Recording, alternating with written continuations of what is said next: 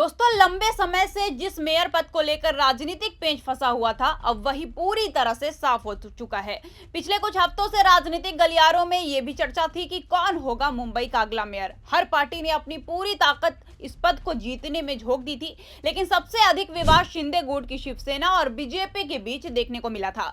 दोनों ही पार्टियां महाराष्ट्र में सत्ता साझा करती हैं और महायुति सरकार चला रही हैं, लेकिन मेयर पद को लेकर दोनों में कड़ा संघर्ष हुआ। शिंदे गुट की शिवसेना चाहती थी कि उनका उम्मीदवार मेयर बने, जबकि बीजेपी चाहती थी कि उनका ही उम्मीदवार इस अहम पद पर काबिज हो। स्थिति कुछ ऐसी थी कि अकेले किसी भी पार्टी के पास बहुमत नहीं था, जिसके चलते दोनों को एक दूसरे पर निर्भर रहना पड़ा। अब ये राजनीतिक उलझन सुलझ चुकी है और स्पष्ट हो चुका है कि इस बार मुंबई का मेयर बीजेपी की तरफ से होगा। बीजेपी अपने प्लान में सफल रही और शिंदे गुट को पीछे छोड़ दिया। अब कैसे बीजेपी ने शिंदे को ठेंगा दिखाया, बताएंगे आपको अपनी इस रिपोर्ट में। नमस्कार, मैं फिजा, स्वागत है आप सभी का 4 PM न्यूज में। आज सत्ता की आंखों में आंखें डालकर पत्रकारिता करना मुश्किल हो गया है। हम पर मुकदमे से लेकर चैनल को बंद करने तक का दबाव बनाया जा रहा है। मुश्किल दौर है, लेकिन हम हार नहीं मानेंगे। इसलिए 4 PM को ज्यादा से ज्यादा ज्वाइन करें और स्वतंत्र पत्रकारिता को जिंदा रखने के लिए जितना हो सके हमारा आर्थिक सहयोग करें। उम्मीद है कि आपके सपोर्ट से ये जंग भी हम जीत जाएंगे। दोस्तों, मुंबई की बीएमसी की मेयर की कुर्सी पहली बार बीजेपी के हाथ में जा रही है। पार्टी की सीनियर कॉर्पोरेटिव रितु तावड़े अब मुंबई की अगली मेयर होंगी। रितु तावड़े ने अपने राजनीतिक करियर की शुरुआत वार्ड स्तर से की थी। उन्होंने 2012 में वार्ड नंबर 127 से जीत हासिल की।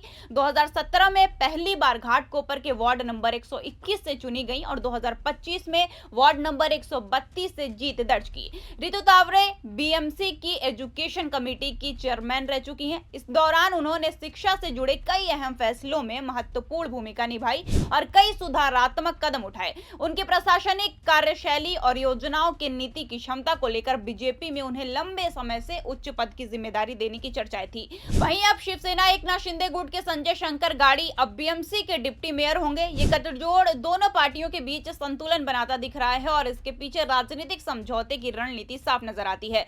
मुंबई के लिए ये समय नई उम्मीद और नई शुरुआत का है। रितु तावड़े की मेयरशिप में शहर के विकास और प्रशासनिक सुधार की दिशा में बड़े कदम उठाए जाने की संभावना है। वहीं शिवसेना की बात करें तो शिंदे गुट के नेता उप महापौर पद के लिए संजय शंकर गाड़ी को उम्मीदवार घोषित किया गया है।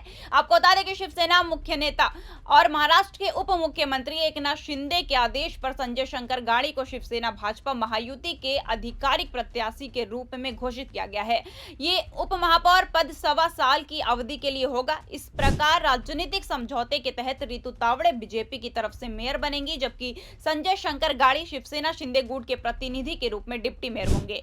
ये गठजोड़ दोनों पार्टियों के बीच संतुलन बनाने की रणनीति का हिस्सा माना जा रहा है। मुंबई के लिए ये समय नई उम्मीद और नई शुरुआत का है।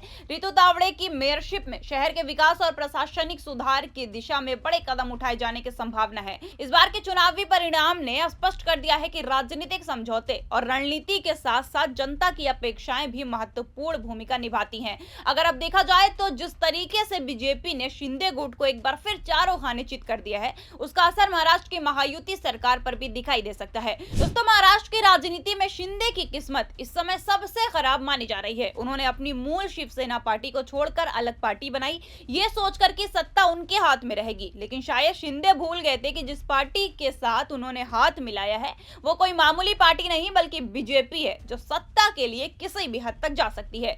शिंदे को लगता था कि अपनी पार्टी छोड़कर अलग पार्टी बनाने से उन्हें सत्ता पर पूरा नियंत्रण मिलेगा, लेकिन हुआ बिल्कुल उल्टा। अब खुद शिंदे और उनके गुट पर बीजेपी का नियंत्रण हो गया है। महाराष्ट्र की राजनीति में ये एक बड़ी मोड़ साबित हो सकता है, क्योंकि सत्ता में बने रहने के लिए शिंदे गुट अब बीजेपी पर निर्भर रहेगा। मुंबई के लिए ये समय नई उम्मीद और नई शुरुआत है। आपको बता दें कि चुनाव के बाद से ही मेयर की कुर्सी को लेकर महाराष्ट्र की राजनीति में हर एक कदम पर हलचल और तोड़ जोड़ बढ़ गई थी।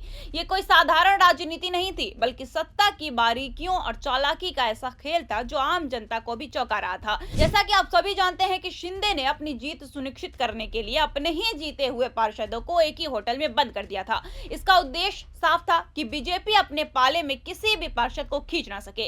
ये रणनीति इसलिए भी प्रभावी मानी जा रही थी क्योंकि शिंदे ने अपने समर्थकों को पूरी तरह से सुरक्षित कर लिया और बीजेपी के लिए स्थिति काफी चुनौतीपूर्ण हो गई। वहीं दूसरी ओर बीजेपी की स्थिति भी किसी से छिपी नहीं थी। उनके पास पार्षदों की संख्या कम थी और सत्ता हासिल करने के लिए वो शिंदे पर पूरी तरह निर्भर थे। यही वजह थी कि बीजेपी के लिए शिंदे के साथ तालमेल बनाना जरूरी हो गया था। लेकिन शिंदे भी कम नहीं थे। उन्होंने अपनी ताकत और स्थिति का पूरा लाभ उठाया और बीजेपी से ऐसी मांग कर दी जिसने बीजेपी के नेताओं के पसीने छुड़ा दिए। दशरथ शिंदे ने कहा कि वो सिर्फ तभी बीजेपी की मदद करेंगे जब उनकी ये शर्त स्वीकार होगी कि मेयर की कुर्सी 2.5 साल के लिए बांटी जाए। पहले 2.5 साल शिंदे का मेयर हो और फिर अगले 2.5 साल बीजेपी का मेयर हो। ये मांग किसी भी सामान्य राजनीतिक समझौते से कहीं आगे मानी जा रही थी, क्योंकि इससे शिंदे ने बीजेपी की महत्वाकांक्षाओं को सीधे चुनौती दी थी। बीजेपी के लिए यह स्वीकार करना आसान नहीं था, क्योंकि यही वो समय था जब वो महाराष्ट्र में अपनी पकड़ मजबूत करना चाहते थे और किसी भी हालत में सत्ता पर पूरा नियंत्रण हासिल करना चाहते थे। लेकिन हालात ने अपनी पूरी कहानी बयान कर दी। अंत में जो रिजल्ट सामने आए वो बीजेपी की रणनीतिक जीत को दर्शाते हैं। ये साबित हो गया है कि बीजेपी ने महाराष्ट्र में अपनी स्थिति को मजबूती से स्थापित कर लिया है और शिंदे के सामने सीधे तौर पर एक बड़ा राजनीतिक तमाचा मारा है। शिंदे की रणनीति चाहे कितनी भी चालाकी भरी रही हो, बीजेपी ने स्थिति को अपने पक्ष में मोड़कर दिखा दिया कि सत्ता की राजनीति में कभी कभी खेल जीतना चालाकी का होता है, उतना ही दमखम और ताकत का भी होता है। अब इस पूरे मुद्दे पर आपका क्या कहना है दोस्तों, हम आपकी राय जरूर जानना चाहेंगे। और अब तक आपने अगर हमारा चैनल सब्सक्राइब नहीं किया है तो प्लीज कर लें और ऐसे ही देश दुनिया की खबरें हम आपको बताते रहेंगे टाइम टू टाइम। तब तक के लिए बस इतना ही, धन्यवाद।